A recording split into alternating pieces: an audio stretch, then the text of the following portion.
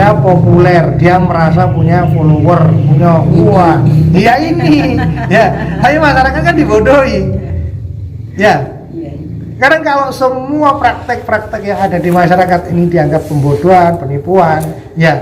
Konten-konten YouTube-nya orang dibilang settingan. Coba film-film layar lebar yang ada di Indonesia itu kamu protes, itu settingan semua. Iya, betul. Ya. Yang di TV itu settingan semua. Sinetron. Ya. Larang itu semua. Ya. Kamu demo KPI. Bikin konten real, jangan konten settingan. Nah, kalau orang cari duit di YouTube dengan konten settingan, ya jelas lah. Dia sendiri punya modal untuk membuat settingannya kok. Dia bilang, oh cuma bikin konten settingan. Siapapun boleh membuat konten settingan. Tidak ada larangan. Tidak ada larangan yang mengatur ini. Ini harus cerdas rakyat Indonesia ya. Film perang kalau nggak disetting ya mati semua. Nah kalau film perang, film pertarungan ya. Iya. Kalau nggak disetting, kira-kira ditembak mati apa nggak dihukum polisi? Dihukum sama. Nggak ada yang mau main. Ditangkap polisi ya. Nggak ada yang mau main film. Logikanya dipakai. Kalau dengerin omongannya bancet merah ini ya bodoh semua rakyat Indonesia. Nama baru lagi nih bancet. Iya, bancet merah membodohkan banyak orang. Lah mau itu Gus, mau itu Ustadz, mau Kiai membuat konten settingan, kenapa nggak boleh? Iya. Siapa yang melarang ya? Konten-kontennya dia sendiri kok. Orang buat ciri khas sendiri, karyanya sendiri. Karyanya dia sulap, ya bikin sulap aja. Jangan bikin karya nyinyirin orang, karyanya orang dinyinyirin. Jangan komentari orang lain. Jangan komentari orang lain kalau nggak mau dikomentari. Kalau saya keras ya, saya sudah mau muncul ke publik sekarang ya, saya lebih keras lagi, lebih sadis lagi daripada dia. Tapi dia yang saya injak, bukan siapa-siapa. Karena apa? Anak kecil membuat heboh negara ini, membuat pola pikir orang banyak itu kacau. Ya, mau mecah belah persatuan bangsa. Pro sana, pro sini, pro sana, pro sini. Ini lucu kan begitu? Ya. Seolah-olah membuat gap di masyarakat. Nah, perhatikan aja komentator di YouTube itu komentarnya. Yang pro dia menyerang orang lain ya kan gitu. Iya. Yang anti sama dia juga menyerang orang, akhirnya terjadi keributan. Kacau. Ya, kalau sampai ketemu pukul-pukulan di jalan bagaimana? Hanya membela dia.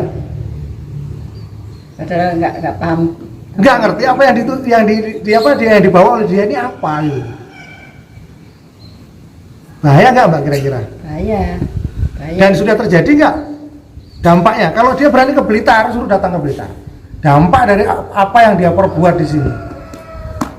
Masyarakat setempat yang tidak mengerti ikut-ikutan.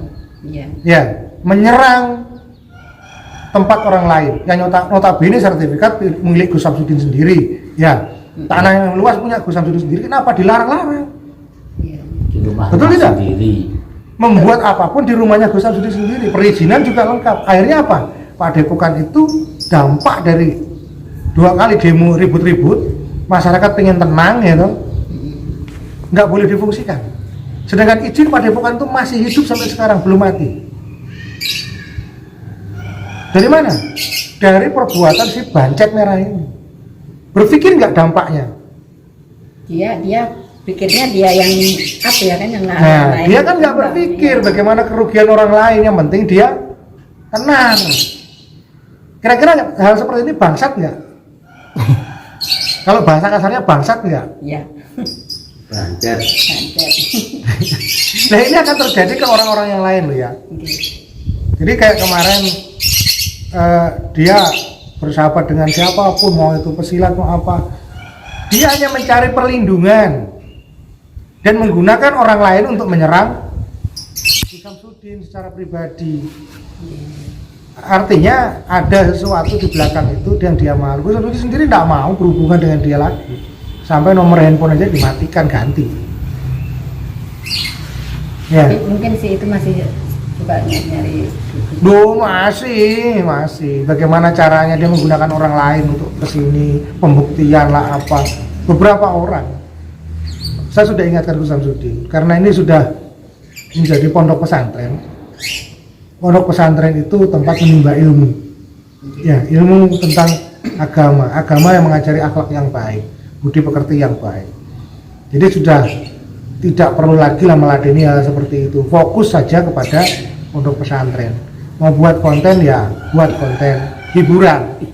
Tapi yang ada edukasi di dalam itu, yang mendidik, berikan keterangan yang baik.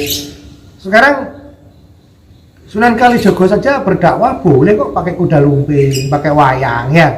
Itu pada zamannya, karena nggak ada YouTube. Ya. Sekarang lain lagi. Ya sekarang lain lagi. Gus Samsudin berdakwah lewat YouTube, ya boleh-boleh saja toh. Kenapa dilarang? Dia membuat cerita film ya kan di YouTube Gus Samsudin dengan alur cerita yang jelas ya. Dan itu butuh biaya loh. Modalnya besar loh bikin itu. Bayar talent berapa ya? Terus dikata-katai begini begitu terlalu nyinyir lah. Kalau dia mungkin nggak bisa seperti itu karena otaknya nggak nyampe ke sana. Mengatakan edukasi apa, justifikasi yang ada, ngejas sana ngejas ini, yang diedukasi apa? Kalau edukasi kepandaiannya sulap ya sulapnya diedukasi, kan begitu. Jangan semua disamaratakan. Ya kalau semua ilmu digandengkan dengan sulapnya dia nggak nyambung. Ya. Ini dua hal yang berbeda. Contohnya seperti Ibu Ida Dayak yang sekarang. Keilmuan pengobatan ya yang notabene kolaborasi di situ dilakukan Ibu Ida dari seni membetulkan tulang, seni metafisik Dayak ya dengan tarian-tarian tandik atau tanjar itu, bagaimana tarian transdental dilakukan, tapi dikomentari, dinyinyir ya itu hal yang biasa, cuma bikin rileks, ngertinya dia cuman itu. Tapi kalau suruh jelaskan itu secara ilmiah ya, secara literasi yang benar nggak bisa, karena otaknya nggak berisi itu, otaknya nggak nyampe ke sana. Lo anak kecil kok, otaknya cuma nyinyir. Ini anak kecil gimana sih? Ya kalau anak kecil itu kan bisanya cuma ngolok-ngolok ya kan. Ye, kamu jelek kan gitu. Itu kan anak kecil. Lah kalau bahasa Indonesia ini ngikuti anak kecil seperti ini, apa nggak tambah goblok semua jadinya? Ya, bangsa yang besar itu bangsa yang cerdas, bukan bangsa yang goblok. Tapi kalau bangsa Indonesia ini ngikutin anak kecil ini, ya insya Allah jadi bangsa yang goblok. Ya. Nggak mau lah kita jadi orang goblok. Nah makanya Mbak, dulu zaman kan ikut-ikutan goblok. Iya. Nyerang Gus Samsudin, terbawa suasana yang dibuat oleh si Bancet ini. Iya, betul. Sama juga harus cerdas Mbak sebagai tetangga di sini. Sekarang sudah mengerti, apalagi ada saya di sini. Ya. Iya, Orang mengenal saya pakar metafisika yang Indonesia. Ya. Orang spiritual. Bahkan saya sendiri jadi pembina Persatuan Tabib dan Paranormal Indonesia Bersatu. Ya, saya tim pemantau atau tim investigasinya dari LSM, TPHDI, Tabib, Paranormal, Hipnotis, Dukun Indonesia. Ketuanya yang gimana? Bukan, saya tim investigasinya, ketuanya Jubah Hitam ada di Surabaya.